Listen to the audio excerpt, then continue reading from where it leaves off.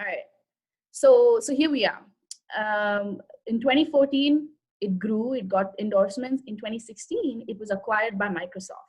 And at that point, a huge boom. It became a 400 million member feature.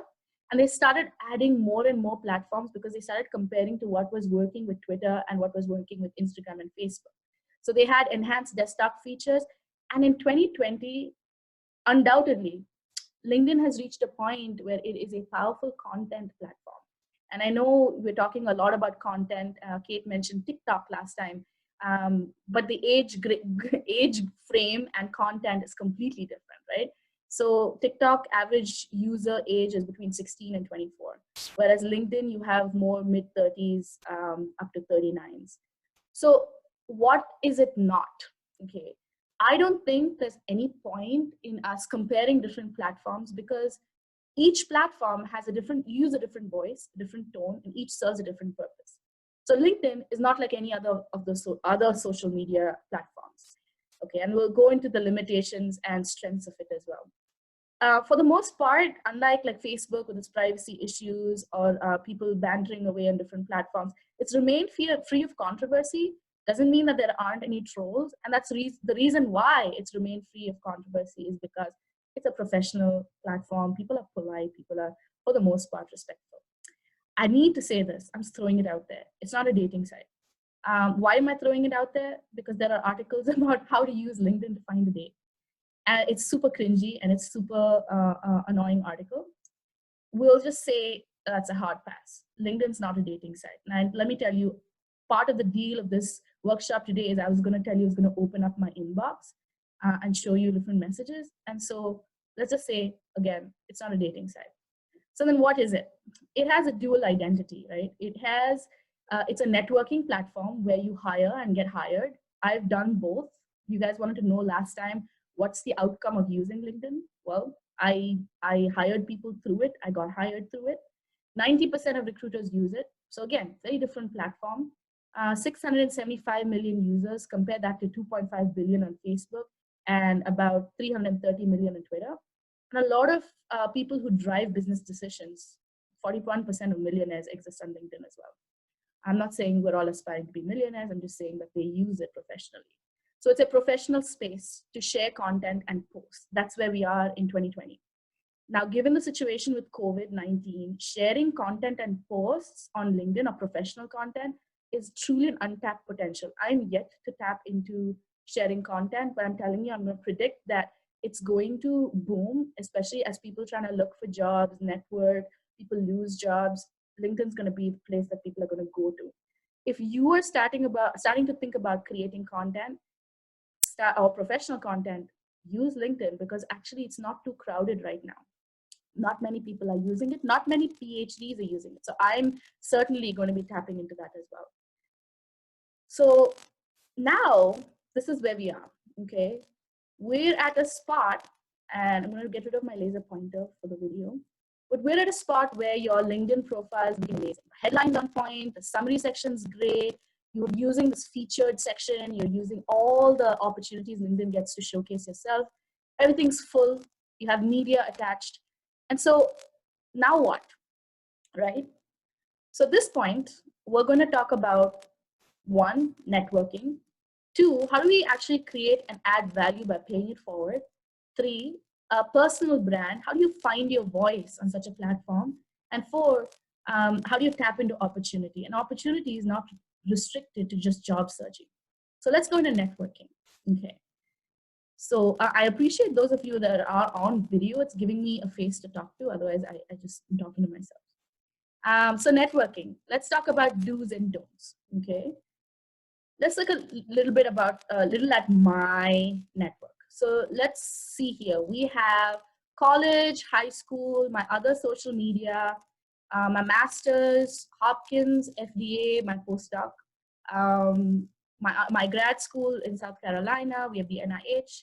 I've included people I've ever met during job interviews. They're part of my extended network. People in higher ed, and people I ever met in conferences, alumni, etc. So let me ask you guys this question, and you can answer it over here. What do you think about this network? So you can see and go ahead and simply just share your thoughts about what do you feel about this network.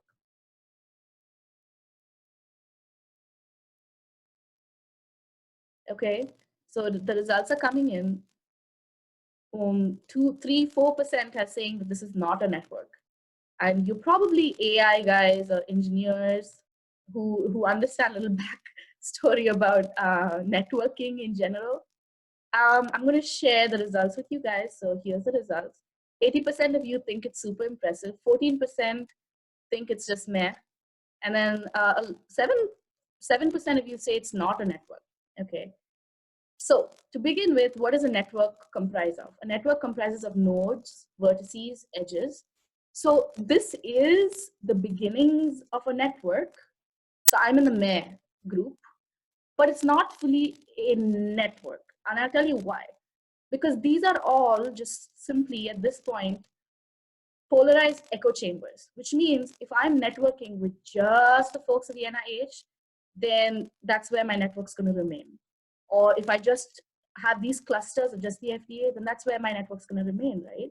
What would be more powerful and more effective, and for those who said it wasn't a network, is when these clusters start to interact with one another. And that's the social paradigm we're looking at. And how can you be an effective networker? An effective networker is one that is a broker, is a facilitator of these different groups, connects people, shares expertise between groups.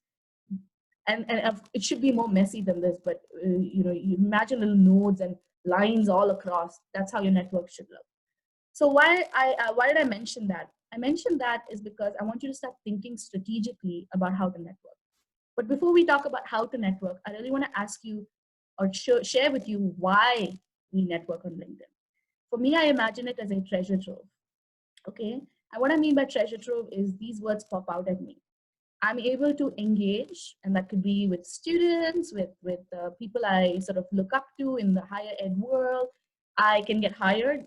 Have I gotten hired through LinkedIn? Well, my job futures was posted on LinkedIn. That's how I applied. You can learn from other experts. LinkedIn Learning, SlideShare feature, amazing features. We're not going to cover that today. You can advance your career. You can understand what different career paths exist. You can contribute your expertise, or sometimes, as I do, I invite speakers through LinkedIn to connect you guys through career panels. So there are many things that you could do, and that's the reason why I network. So how do we network? Okay, let me get rid of this laser pointer again because I cannot play my video with it. So where do I even begin? Start with who you already know. You already know people. Today, the Hopkins tweets is a way of realizing that we're already connected and connected powerfully within Hopkins. You can drop in your LinkedIn profiles here as well in the Google Sheets. Again, you'll see that you guys will start seeing various common connections with one another. But if you don't have anywhere to start with those who you know. And I'll show you what you can do here. Once you hit on the My Network option in LinkedIn, it allows you to see the connections. So these are my connections. You can tag teammates. You can import contacts. You can follow hashtags. You can follow groups. You can join groups, whatnot. I wanted to just showcase a small feature that not many people know is importing a contact. And wow, Hopkins Tweets has 283 members, guys. That's powerful. So continuing on here, say you didn't know that you can import your contacts from your email. All you have to do is click on the contacts button, okay? And immediately you could go on the plus sign, you add more contacts. I'm gonna just hide my email, maybe you already saw it, but you can add your Gmail, Yahoo, whatever. You can start there. I don't necessarily go that route because my Gmail is filled with random people. Like, I don't know, my tattoo artist showed up on LinkedIn. And that's just insane. So I don't want to connect with my tattoo artist or someone I bought something off of from my Gmail. But if you've been corresponding with people in the professional space using your other email accounts, this is certainly a place to start. So maybe you have a question. The question is, how do I start or approach people? How do I add new people? Say you want to learn, or you heard from a career panel that one of our offices put forth about a career in UX research, but none of your contacts are in UX research. So how do you begin starting to learn from UX researchers on LinkedIn? So what you can do is you type in UX research in the search bar, and now you click on the people link. And I'm trying to move to San Francisco. So I'm going to filter out people in San Francisco eventually. And a bunch of people show up. As you can see, some people I have common connections with, some I don't. I would start with those that I have common connections with, or those that are at JHU, those that have been in your undergrad. Like, find a way to have something mutual to talk to, and then send them a message. And here is where I want to touch upon my personal stories. How do you begin with adding a note to your request? Say you're reaching out to someone, okay? Make sure, and that's why I meant when you start reaching out to your colleagues in this call today, make sure you add a note with your request. There's no need to pitch in your invitation, and that will become apparent when I show you examples of kinds of messages I've received. Write something unique.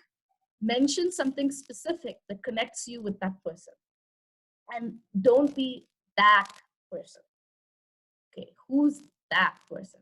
Now, just so you know, I'm not trying to judge. The people that have reached out just don't know, and that's why we're having this workshop today. Is just how do you become more aware of professional etiquette? So here, hi Roshini. So my name is Roshni. I don't have you spell the person's name first, right? I would like to add you to my LinkedIn profile. Please add me. Okay, I've gotten many requests where people like are saying, please, please, please add me. You want to set that tone. Over here, this was real like a trip, this message, because this person sent me a message and said, we should connect because of some common connections. Let's connect. Then they say, I would love to explore how we can help each other moving forward. If not, I understand. Please hit ignore and have a great day. I mean, it was just off. But you know what I did? I made a mistake. I wasn't paying attention to who I was accepting that day, and I accepted them. And the next message I got from them was, "Can we talk tomorrow?" And I didn't respond. And there was another message: "I'm a wellness advisor, financial advisor, la la la." They needed something, so right off the bat, they should have been clear about why they're reaching out. There's like multiple different messages in their message, and that was kind of annoying. So what I did do was take them up on the offer, ignore and disconnect from them. All right. Yeah, Omkar, we'll talk about that in a second. You're actually doing really well on LinkedIn, by the way. So we'll get your question in a second. All right. So next, I hope you're safe and doing well. I would love to connect with you and grow my network. This was my go-to message when I was reaching out to people early on. I want to grow my network. I want to grow my network. I want to grow my network. There was no real reason other than the fact that I wanted to reach a particular number of like 500. Because I was given the advice that you should have 500 people that you should connect before you even apply for a job, and that's not necessarily true. You can't really connect with so many people. I mean, the limit that you can connect with on LinkedIn is 30,000 folks, but imagine trying to keep up with 30,000 different relationships. So numbers don't matter, and I've learned that in hindsight. So don't be the person who has generic emails about I would love to know you and grow my network. How about this one? Hello, Roshni. No, that's it. The message was hello, Roshni. You think there was a comma, but and there was something after that, but there was nothing. Or the ones that are asking for help right off the bat. I'm looking for a PhD position. Can you help me? I have a friend. Here's my CV. Can you help me? This is the first message, and I'm all for helping, but I'm not gonna help you first if you spell my name wrong, and second if you're just gonna ask upfront. And then this was like a few days ago, I got this message where it combined everything I'm telling you not to do into one message. For example, I'm a PhD neuroscientist, finishing up a postdoc and looking to leave academia. Okay, so I'm hint, they're leaving academia. I'd love to connect with you. Okay, then I'd like to expand my network. All right, and then I'll be happy to introduce you to my contacts as well. No, but I don't want your contacts, right? Because you clearly I just don't want it. So I appreciate the pitch, but it's not necessary. This one was fun too. It said, "It's my pleasure." I said, "It's my pleasure. Great to meet you," because they sent a very nice message in the beginning. I like your work, blah, blah, blah. So I added them, and then they said, "Thanks for adding." And I said, "It's my pleasure. Great to meet you." And then they said, "What do you do?" Well, why'd you connect with me and tell me that you knew about my work? Like, I don't have time to have these conversations. So be respectful of other people's time. Not saying that when you're reaching out to just like director level, executive director, vice president, I'm not saying be mindful of their time. Be mindful of your peers' time too, because everyone's a little busy. Oh, I don't know how I erased this message out of my mind, but this was the best message I had to showcase. Thank you for accepting my connection. I must admit that me sending you a request was a slip of a click. So they fell on their mouse and sort of added a connection. But then they quote Mark Twain, so it's okay. And Mark Twain said, I'm happy I did what I did. uh, yeah, Sarah's face says it all, right? So these are the kind of messages, guys, and this is reduces the quality, and this is why my colleague like Kate will say that there are irritating factors about using LinkedIn, right, Kate? Like you mentioned circle jerk. You do this for me, I do this for you. This is not what this platform's about. Keep it simple. Show respect, but not reverence. There's no need to be entitled. You're not entitled to a connection or a response from anyone. And this whole concept of I scratch your back, you scratch mine, does not equate adding value. This is a great message I received. Hi, Roshni, I would like to connect with you and keep up with your work. The end. Or glad to connect with you through the Little Brown Girl's Diary. And by the way, that's a Facebook group, and we connected here, and we have something in common. So great. Or thank you for the helpful tips one of you sent me last time today during the LinkedIn workshop, slowly working to improve my profile. So now I know how I met you, right? And then a few weeks ago, I was listening to my boss talking to higher ed visionaries. And during that talk, something one of the guests said resonated with me. So I sent a message to him saying, hi, Sean, listening to you on Vision Chats right now and would like to connect with you. In hindsight, this is a sucky message, because just because I'm listening to him on Vision Chats doesn't mean he has to connect with me. What about what he said resonated with me would have made a better first impression? Like, what you said resonated, so I'm reaching out. I'd love to discuss this further. Give them some incentive. Luckily, he accepted it, but he's just a nice person. And then, other great examples I can show you later. And I don't want to repeat myself for time, but there are other good examples of times that have worked out. So your question right now is, what about reaching out to people for informational interviews, job leads, inviting speakers for your conferences? I say there's no need to beat around the bush. If you're going to message someone the very first instant, state your intentions upfront. This is what I want. This is why I'm reaching out. So for example, here's an informational interview I reached out for in 2017. David and I both went to New Zealand, and we both went to South Carolina. And he's a New Zealander who's in very high position in AstraZeneca now. A couple of years ago, this is in 2017, I sent him a message saying, hey, we have this connection. I actually am looking for any tips you could give me to transition into industry. And he said, oh, hey, nice to hear from you. Of course, I'd be happy to discuss and use my network to get you to where you want to be. That's amazing. If you want to meet up at AstraZeneca, you could have a tour of the place, whatever. Immediately, he was down to help. So I did that. I went, I spent half a day with his team. I quizzed them. I had an informational interview. And then I realized that I don't want to go into industry. So I'm just throwing in a little pitch for how informational interviews help as well. But fast forward a couple of years later, as of 2 months ago, I reached out for him to help sort of East Baltimore with some of their programming. And David was happy to help again. Okay, but in between 2017 and 2020, I updated him about my career moves, and I wished him, I engaged with his posts, I built that relationship. So here's where we're talking about how to create and add value, how to pay it forward. And let me look at the chat box for a second. All right, Sandeepa, that's all right. Okay, and Kate's answering on my behalf. So paying it forward, how do you create and add value? I'm not going to refer to this whole process henceforth as networking. I'm going to call it relationship building from now on, because you don't want to, now that I've added a bunch of people, it doesn't end there. You want to be, remember my network, you want to be a broker, you want to be a connector. Make introductions, be a broker, facilitator, conversation starter. If you think as a PhD student or postdoc you have nothing to contribute, you're wrong. Because for example, I went to a conference and I met someone who was a postdoc and I was a postdoc. And she was from Slovakia, and we were just talking about how few Slovakians are at the session, at this conference. Then I went to another session, I found a Slovakian, and I said, oh, I'd love to connect you two. And those two spent the rest of the conference talking to each other. Or recently, my friend connected me with the guy from BioBuzz, and said, hey, you guys might have something to talk about. Maybe you can collaborate in the future. And so we're talking in a bit. So make introductions, be a broker. You have something to say. Follow up after a conversation and say thanks. Okay. There was a recruiter who reached out to me a while ago for a job that I applied for, but she gave me feedback over the phone and said, you're not suited for this job, but if there are other opportunities, definitely feel free to reach back out to me. We never connected on LinkedIn. So I found her on LinkedIn. I told her, thank you for your feedback. And I appreciate you offering to be available for me to call or message you at any time. I put it in writing what she said on the phone.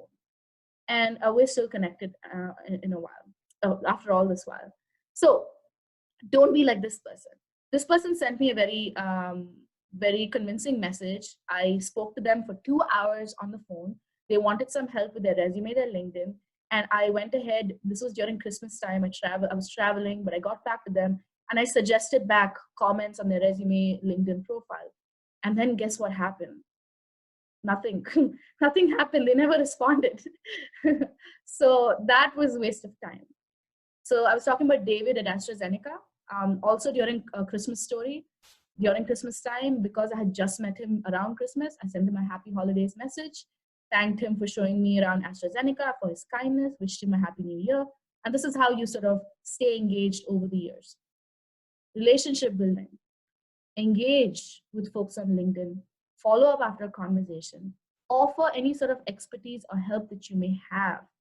It's so easy, and I'll show you how easy it is. One of my new connections who I'm collaborating with soon from the New York Academy of Sciences posted something yesterday. And what I did was 1, 2, 3, 4. 4 seconds.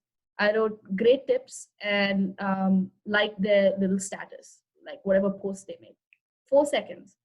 I mentioned it last time in our talk. You could be doing anything like laying in bed, checking on Instagram, then you check LinkedIn, and that's it. You spend 5 minutes doing this, and that's your networking. That's your relationship building. So who can tell me if you know what song this is from, and I'd like it for it to be stuck in your head as well, because it's been stuck in my head the whole time. Drop it in the chat box, because there's like special brownie points for those who know what song this is from. All right, so let me ask you another question. Okay, what do you guys think about? Oh, hold on. Let me relaunch it. What do you guys think about when you should network?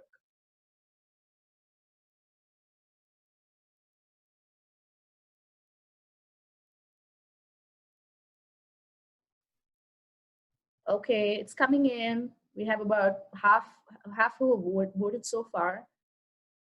All right, 80% have voted. Let me end the voting now and share the results. When should you network or relationship build? And majority say when I don't need to network. Anyone else tell me what song net worth was from? So what's your net worth? Okay, it's from Drake's In My Feelings, with the rap portion. Now you'll go listen to it and it'll be stuck in your head. So it's the Kiki song, right? So anyway, I asked this because your net worth on social media platforms is your net worth. And you guys are right? You network when you don't need to network. Had I known back in 2015 that in 2020 I'll be doing career panels and inviting people, maybe I'd have done better in building relationships, because relationships take time to build. If you don't sort of water it, you don't sort of maintain it, it dies. People forget who you are. That's why I said introduce a note. Okay. Thank you for answering the chat questions on my behalf. Remember that we'll have a chat session at the end too. So I hope that made sense in terms of how to think strategically about networking in general. Now I want to talk to you about a little bit about personal brand, of finding your voice so you can actually be more active on these platforms. Let's look a little bit about at my voice. So Instagram, my voice is, I tell my story through pictures, and I have communities on Instagram. There's a poetry, a spoken word, like this poetry community, and then there's a different. I made my Instagram private this morning just so no one goes and checks it out, but usually it's public. So then you have the Twitter voice. I'm learning to find my Twitter voice now, where it's what I think. Okay, And then I have my Facebook voice, which is basically no one cares. I have a PhD in my Facebook. It's basically family and friends. No one, I write like big notes and op-eds in my Facebook, and no one cares. That's my voice there. I'm free over there. And then this is my LinkedIn voice. And this is exactly why I blew up my face and put it on this poster. I could have made like a little small little Roshni's face right there, but I blew it up because I'm trying to build something on LinkedIn. And that's why we have so many guests from LinkedIn here today. My personal brand on LinkedIn. What am I good at? What is my expertise? Let's put it out there for the world, even though it makes me feel a little uncomfortable. So the point I'm trying to make is you are your personal brand. I had a poll right here, which I'm not going to launch, which said, do you think that you guys need, a personal brand requires a team of 10 people, or it's your story? What do you guys think? Or you don't care about a personal brand? And the answer obviously was your story is your personal brand. So that it doesn't feel as intimidating. Okay.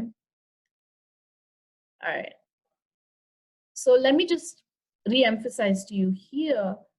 It takes time to find your voice. My first LinkedIn message was this. There was no context to it. I just shared a random job. 3 people liked it. And I said, and this was 4 years ago. But what I mean by it takes time to find your voice is that I didn't think I had anything to say, so I didn't say anything for 2 years. My next post was 2 years later. And in that, I was just sharing an article. It wasn't my voice, it wasn't my thoughts. I just shared an article and hid behind that essentially, and that's okay. I was afraid of saying the wrong thing, and I started slow. And what I mean by I started slow is once I started getting comfortable in what my personal brand was, I started with first, I had a panelist, and I started with sharing takeaways from that panelist. Okay, this panelist came, and then this is the takeaway, and I shared that. Next, I started creating my little content. 5 useful tips when giving a 3-minute science talk. Again, now it starts to tell people what my story is in my professional world. Then I started feeling more comfortable sharing awards, accomplishments. And this was a huge factor playing into imposter fears. It's like, why do I have to share my awards? And then I asked the question, what would, as a woman, as a brown woman, what would any man do? Like, what would a man do? Would he be sharing his accomplishments on LinkedIn? Yeah, he would, without hesitation. So guess what? I'm going to do it too. And this post got, like I showed you last time, 14,000, 15,000 views. And that was good because at that point was when I wasn't looking, but I was getting vetted for this particular job for futures. Then, you start posting these little bits, and then you start feeling confident in your authenticity. And then I posted, actually, we had a postdoc talent show at my last place. And I posted a video of all the talented folk, and I was in the video too. Okay. But the way in which I branded that little post, even though it showed a little bit of personality, was I made it in terms of jobs. Like when you hire our postdocs, look at them. They're thinking out of the box, they're creative, they're confident, they're showcasing diverse and multicultural perspectives. So I tied it in with what my professional story was, which was jobs and careers. So you see, you can start to post multiple things. So let's say you're starting to post in 2020. What can you do? You can write a post, like right here, you can see my arrow. You can write an article if if you want to exhibit what they call thought leadership. So you would start here, you would say, okay, I'm going to write a post, you adjust the settings, and then you put various hashtags. And Omkar, you were saying hashtags, and I'll show you the power of a hashtag in a second. You can upload a picture, a video, a document. And then you want to search for other people's content to get some idea. So let's say I'm searching for resumes, and then it allows you to select content, after which I'm going to select an industry, which is higher education. Okay, because that's the field I'm in. And then I'll get all the content with those two together, right? And so I was scrolling, and guess whose content shows up? It's my boss, who is the vice provost at Johns Hopkins. And he just did a 1-pager of some information that was important. And here's where he used a hashtag, right? So how did I find him? I found him, look at the engagement on his post. Obviously, he has like more than 10,000 followers. So let's not get into the number game. But in terms of hashtags, he used the hashtag career services and higher ed. And hashtags have or starting to have a lot of power even within LinkedIn, because you can find content or create content for the relevant groups. Okay. So that's where we're at, in terms of what you can do, posts, videos, whatnot. What you'll see happening once you start posting something, anything, is you'll start seeing views go up. So one point in Feb 28th, I posted something and the view went up 373%. And then I got 40 LinkedIn requests. So every time you do something, and I think Ben can maybe attest to this, like we posted your article or your feature, and immediately you'll get other people wanting to connect with you. And so every time you do something, you start getting visibility.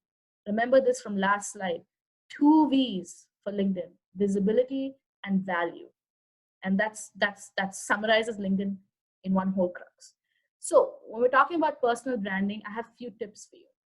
Consume and create relevant content. I'm not saying go and like content that People Magazine just posted on LinkedIn, right? Because that's not curating content. The way the LinkedIn algorithm works is that the content's built on what you're liking, what you're interacting with. AI folks will can explain that a little better.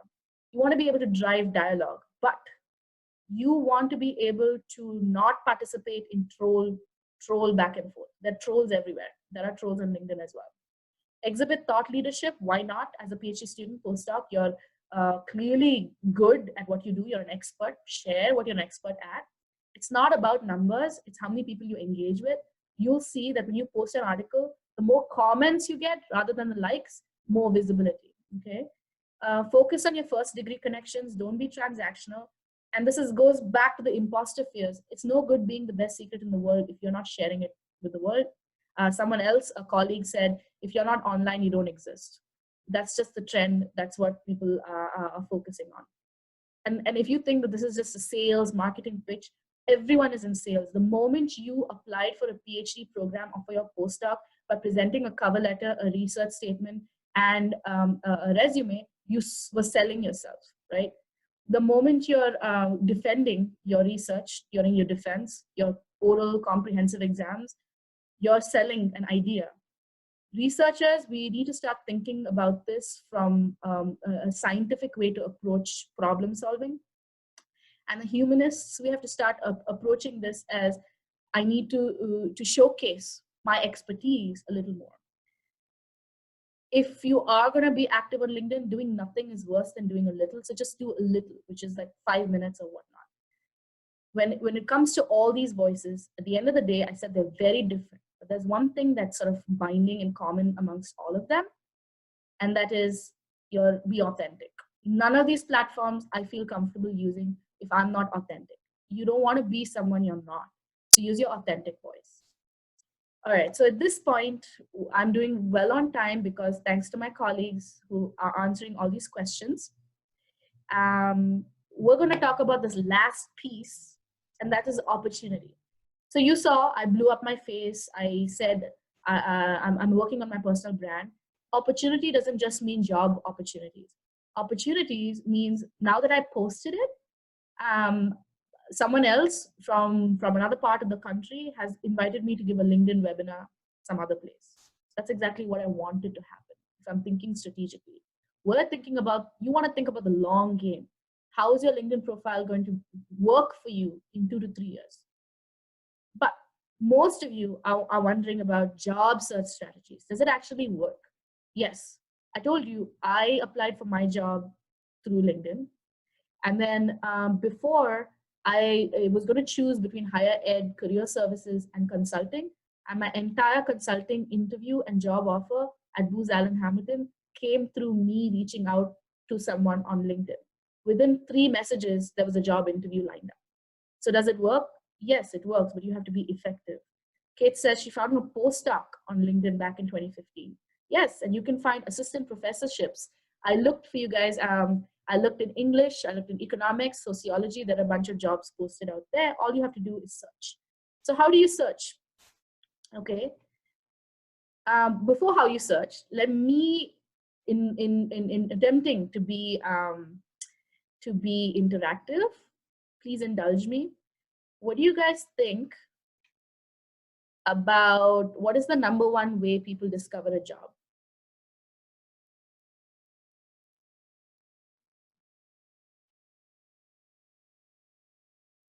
Hey, those that are answering social media followers, not true. Not true at all. All right. Job, website. Okay, I'm going to end this and share results with you. Did I share? Can you guys see? All right. So the most of you are right. It's through an employee. It should be employee referral. Employee referral. Some job website. You may get an opportunity by writing an article on LinkedIn, but not really. And your social media followers doesn't matter. Relationships matter. That's exactly what I'm stressing on. Community matters.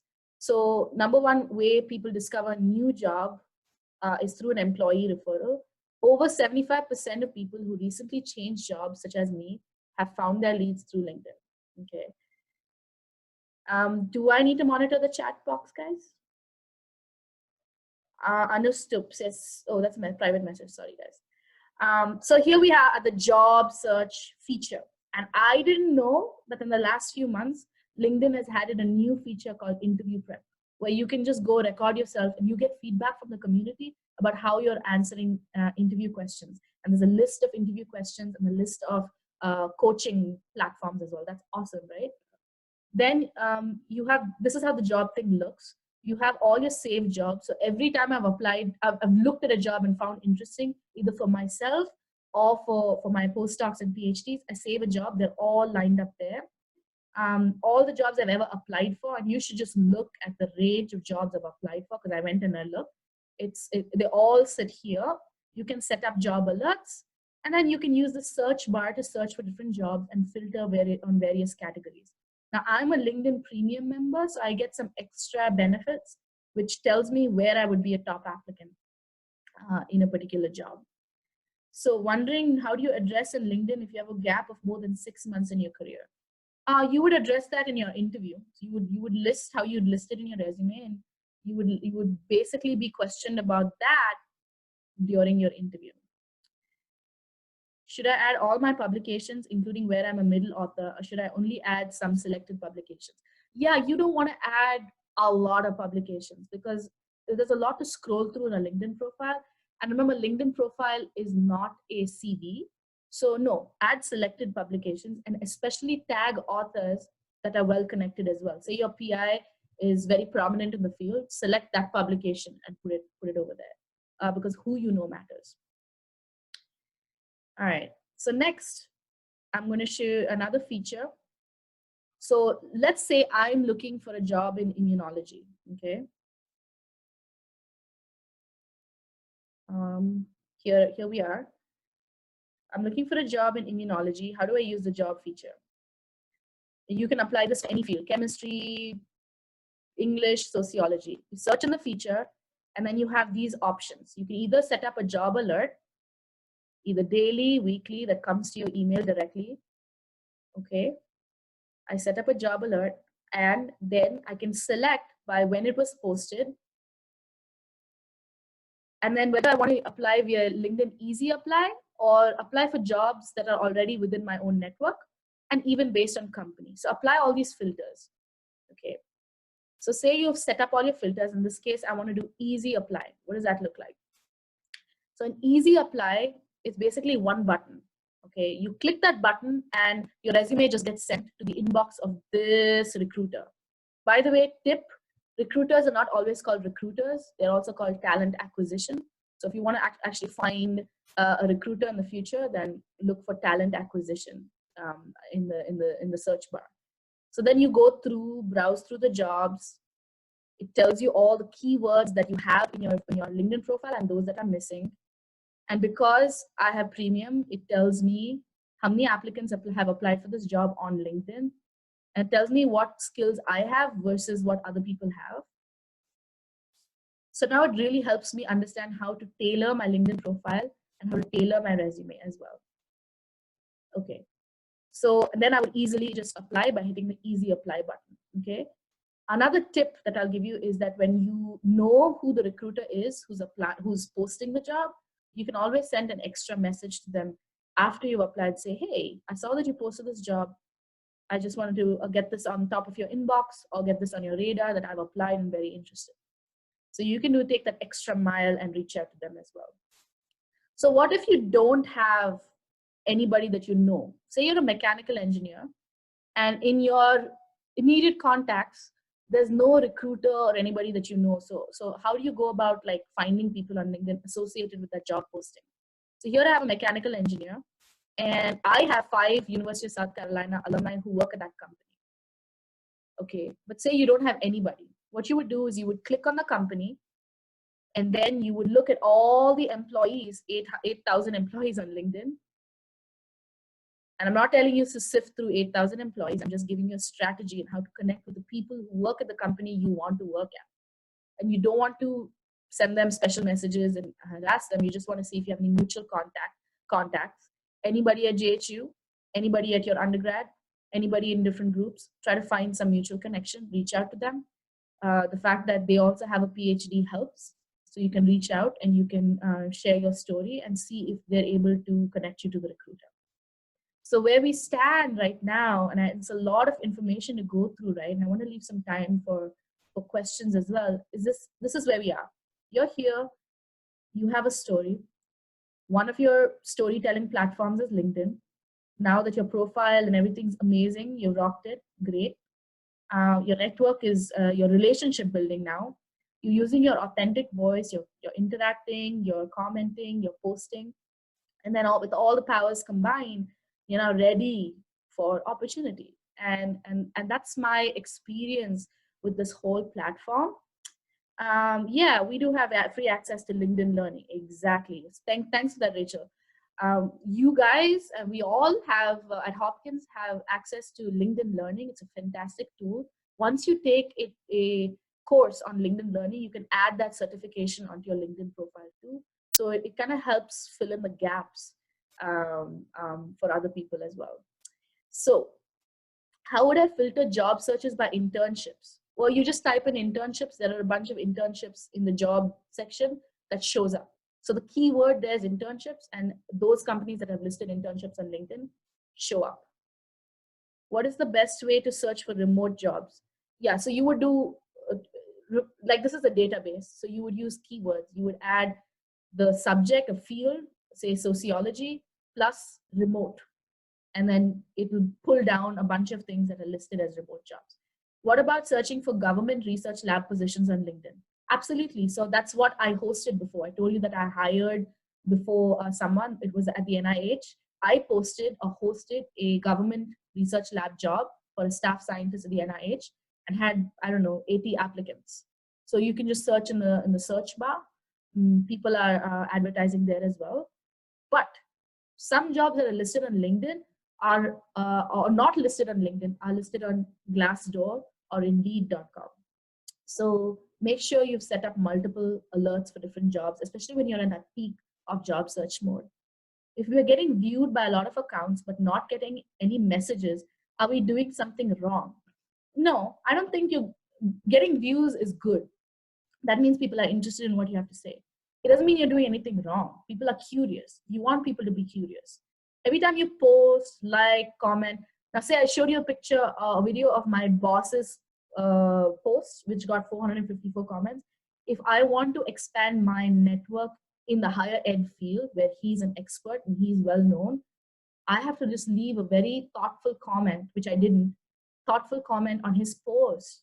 And because I posted, all his 10,000 connections are able to see me. So I'll get more visibility and I'll get more views. And that's a good thing. Is it necessary to have LinkedIn premium account to increase visibility and research? No, I don't suggest you do the LinkedIn premium account if you're early on in your academic career and relatively new to using LinkedIn. I only recommend, and that too I recommend a 30-day free trial version for those that are in a peak of job search. Use this time, the fact that you're early in your academic career and new to using LinkedIn, use it to have organic reach. Okay, so use it to use the platform, learn the platform. LinkedIn Premium is just extra, and I only recommend you have that in the peak of your job search, because it gives you insights as to who else has applied for a particular job. Other than that, no, you don't need to. Before you go, guys, listen, guys. I always have like 100 and something people sign up for these workshops, and like 9 feedback forms. So don't forget to like take a picture of this this feedback QR code and provide your feedback. But any more questions? My answer to you was you don't have to have LinkedIn Premium account. Is the premium service worth it? It's worth it for someone like me who can reach unlimited number of people and bring them onto panels, but it's not necessary. How valuable are LinkedIn recommendations? So if you go and look at my LinkedIn profile and you look at my LinkedIn recommendations, you'll see 4 recommendations, all given in the year of 2017, because I was trying to get a job. So I reached out to all my friends and mentors and LinkedIn and said, give me a recommendation. I would say it doesn't take away, it adds to your profile. It adds to your profile, because when a recruiter is vetting you, it just shows that someone like Farouk or my old vice president of research at the university gave me a recommendation letter. It doesn't help verify who you are, verify your skill sets, and you can customize that. For example, I told my friend, could you highlight my leadership skills in my recommendation letter? Is it awkward to connect with someone that's a recruiter you met a couple of months ago? Why did you meet the recruiter? Was it to facilitate conversation? If so, then keep them. So that lady who gave me feedback on the phone, she's in regulatory science. I'm never going to go into regulatory science, but there will be a time when one of my students or postdocs want to go into regulatory science, and so that recruiter will that she'll be the connector, right? So keep them. It doesn't. Recruiters don't add anybody, so if you are able to connect with a recruiter, actually that's an advantage.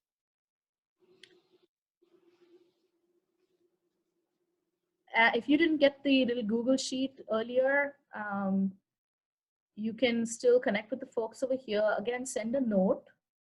I have decided I will not be accepting LinkedIn requests from randoms anymore and make that mistake again. You can be a super connector, accept anyone who connects with you. You can be a moderate connector, which is where I fall, or you can be super selective. It's really up to you and your preference. Okay, any other questions?